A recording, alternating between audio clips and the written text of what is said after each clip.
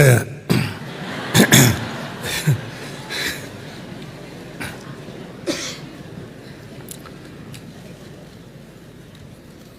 The Chancellor, my brother, Honorable Gideon Moi, the Chairman of the University, Dr. John Kibosia, Vice Chancellor, Professor Henry Kiplagat, trustees, administration, faculty, students, friends of Kabarak, and the graduating class of 2024. Hamjambo. Good morning. Shamge. Oyaore. I am so delighted to have an opportunity to come here and talk to you here this morning. I want to say that it's not my first time to be here.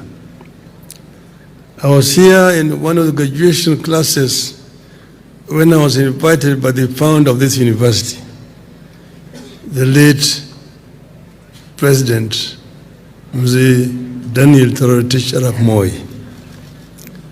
So when Gideon asked me to come here, I told him, of course, I'm very delighted to come, and I'm here. I want to complete his introduction of me. Apart from many things he's talked about me, he never told you that I'm also an academician. I am a mechanical engineer by profession, a registered engineer, a chartered engineer. And I taught engineering at the University of Nairobi for 4 years before I went to try the business he's talking about. And therefore, when I come here, I feel very much at home with you people. I value education because I know what education means to a country like ours. I also been given an honorary doctorate, University of Maseno, University of Nairobi, University of Lincoln Queen in Malaysia, and University of Florida, United States of America. So I have attended graduations very many times, and I'm very happy to preside over this occasion. But let me congratulate the Chancellor, my brother, Honorable Gideon Moi, and you and your team for the steady hand with which you have continued to guide this university. We are witnessing planned growth, solid infrastructure, and world-class degree programs in a very serene learning environment. I've come on a chopper and I've had a kind of panoramic view of what is taking place here. It's very beautiful from the skies.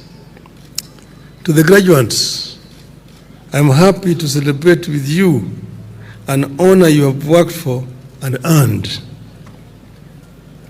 Whatever we say or do today, this is your day, and it is your life's milestone. Enjoy it with your parents and friends. Congratulations to the Kabarak class of 2024. I must congratulate the university for the progressive academic programs it has come up with this year. This focus on science, technology, engineering, and mathematics, STEM, the Master of Science in Artificial Intelligence, Bachelor of Science in Data Science and Analytics, and the Master of Pharmacy in Oncology Pharmacy are today the country's dream. They point to an institution determined to take its rightful place in the journey to the future. I have also noted a curious but encouraging pattern here. At a time we are struggling with gender parity in nearly all our aspects of public life, Kabarak University seems to have overcome the barriers. Out of 2,541,000 graduates we are releasing today, females form 51.04%, while males constitute 48.96%. Congratulations, Tana.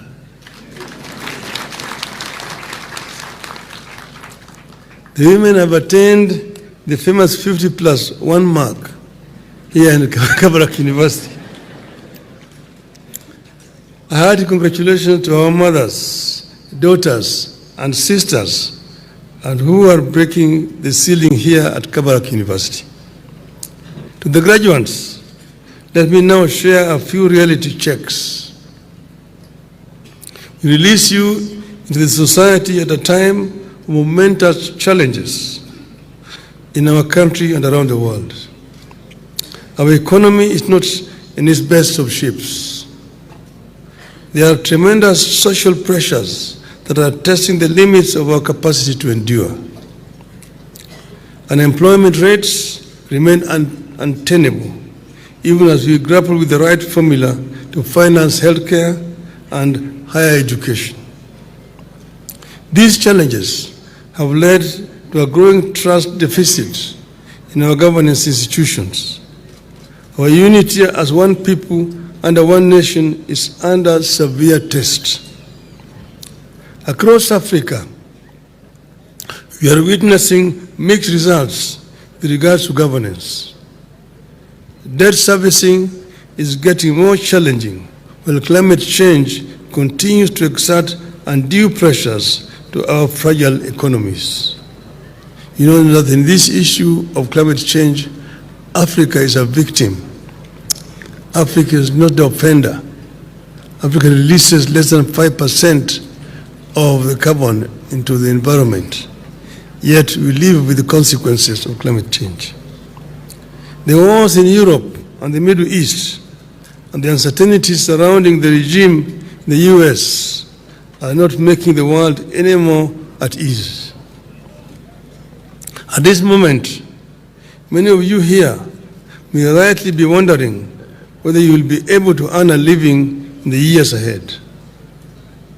Some of you may even be questioning whether the education you have attained here was worth the effort and the money. Because of these uncertainties, the country is awash with prophets of doom and gloom. Men and women busy encouraging people to embrace hopelessness as a way of life and give up on this country as the way to save the country. Let me be clear from the outset. The problems our country and the world are going through are exactly the reasons you have gone to school and spent torturous years to earn a degree. If you have looked around and concluded that you see a not too good state of affairs in our country and Africa, and mostly chaos and uncertainty around the world, then you have truly gotten a sound education that has enabled you to see and diagnose the world as it is. Your parents and your country have offered you the education so that you can courageously, relentlessly, and honestly face these challenges with clarity of vision and help to find solutions. As a country, you have choices to make in the wake of these challenges. You have to decide whether to add fuel to the fires around us, and in so doing create more desperation and make it more difficult for us to confront our challenges. You can also help dampen the fires, mute the drums of war, and in so doing create a conducive environment for finding solutions to the problems. The choice is entirely in our hands. Let me make a personal stand. I believe that and that in times like this, surrender or retreat or lamentations are not options. You cannot sit back and say, things are too bleak, let us do nothing. That is foolish. You cannot say things are too bleak, let's do everything now. You cannot say this is not working for us, so let us burn down the entire house. And we cannot say our country is none of our business. Kenya is our business. This is the time for the people who have interacted with education to reflect on our condition vis-a-vis our aspirations and try something that puts the country on the path of our hearts. Kenya has come this far by always trying out ideas, improving on the previous ones, and seeking the middle ground on contentious issues. I invite you to stay on that path. More importantly, I invite you to stay engaged in the affairs of this nation. To the youth in this congregation, Africa needs your enthusiasm, imagination, courage, and ability to face the world as it is. I encourage you to use this education not to lament about a country you wished for, but to make the country that you are being presented with. Whatever you choose to do, just never give up. Let me share with you a small reminder from this very institution. But before I do that, I recently addressed the continent of Africa in Addis Ababa. And I told them that I'm an Afro-optimist and Afro-centrist. Afro-optimists as opposed to Afro-pessimists. They are those oracles. If you do not empower the youth, then they become a drag to the society. They become delinquents, drug addicts, criminals. But if you empower them by giving them requisite skills in education, then they become a source for wealth creation. They will become factors of creating wealth. And that's what we must do in our country, to empower our youth by giving them skills, so that when they come out, they can become the manufacturers in our country. And that's why I congratulate this university for offering these opportunities. The very fact that Kabarak University is a testimony to never giving up, no matter the obstacles. We all know the history of the founder, President Daniel Arap Moi, his foundations in life, his struggles from Stacho to Nairobi, the personal and political tribulations in Kenya's treacherous terrain, his refusal to give up in his focus on education as a sure path to a successful future. Many of you here will never witness the difficulties he faced in his early life. Because he and many of his generation refused to give up, he found the path a little smoother. From his example, it is clear that the future belongs to those who seek to shape it, despite the desperation of the present times. As young people, you have the right to demand of your country an opportunity to make an honest living, an environment that will enable you to start and bring up stable and prosperous families, and that an environment be created that ensures you will not be stuck in the struggles of your parents and will instead do better. You need an assurance that everything is being done to ensure you grow up in a clean and healthy environment. You deserve all these and I encourage you to keep pressing. But I also want to remind you of the words of the President Franklin Roosevelt, spoken at the University of Pennsylvania on the 20th of September 1940, under the circumstance much similar to ours today. Roosevelt said, and I quote, "We cannot always build the future for our youth, but we can build our youth for the future." Unquote. I want to believe that the education you have acquired here has trained your minds, honed your talents, and prepared you for the requirements of this country's future. I said the other day that today the youth of Africa is desperate. You can see some youth drowning on ships trying to get to Europe in search of greener pastures. But we can actually create greener pastures here in Africa. I'm pleased with the efforts that we made here. And the chairman and the chancellor said that this institution is 100% green energy. Because we have got tremendous sources of green energy in our country. Here you have got geothermal potential around this area. Menengai is just next door. But huge potential that can be used to generate power. We have got solar for free, 366 days in a year, free, which you can use.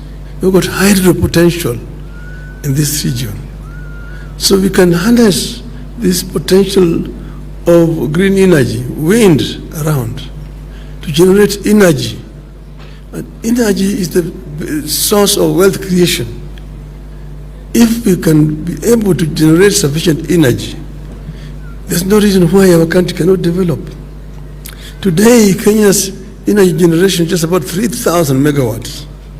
That's peanuts. It's equivalent to one town's consumption in Europe. We need to generate more energy in this country. And that is the way we are going to be able to set up industries here. China used to be laughed upon just about 40 years ago. But what China did was first to train manpower, offer the youth skills, trained the youth so the youth became highly skilled.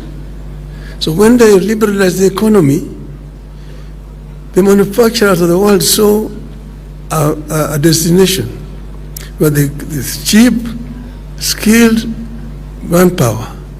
There's also cheap raw materials. So they migrated to China. Today, for example, all the automobile industries are in China. Mercedes, Peugeot, Volvo, BMW, VW, Ford, Toyota, Nissan, Hyundai are all in China. They manufacture in China for the world. In Germany, they told me it is cheaper to manufacture Mercedes-Benz in China and ship it back to Germany than the one that is manufactured in Stuttgart in Germany. So China has become now the factory of the world. And by doing that, they were able to create 600 million middle class, moving people from poverty to middle class, 600 in a period of 30 years. We can do the same here in our country. Now, China is no longer the cheapest source of labor because Chinese have become more affluent. There's a gap down there which Kenya and Africa can fill. We need to create more opportunities for our youth, train them so that they become highly skilled as a source of wealth creation in our country. This is a major challenge, and I'm happy that this university is taking up the challenge. If this university has planted you in you the free inquiry minds and restless intellects and spirits that cannot be subdued, then in you are the best insurance for our nation's future, regardless of the circumstances of today. I end up quoting late President John F. Kennedy, who said, "Ask not what your country can do for you, but ask what you can do for your country." Now, go out and change Kenya for the better forever. Thank you. God bless you. God bless Kenya.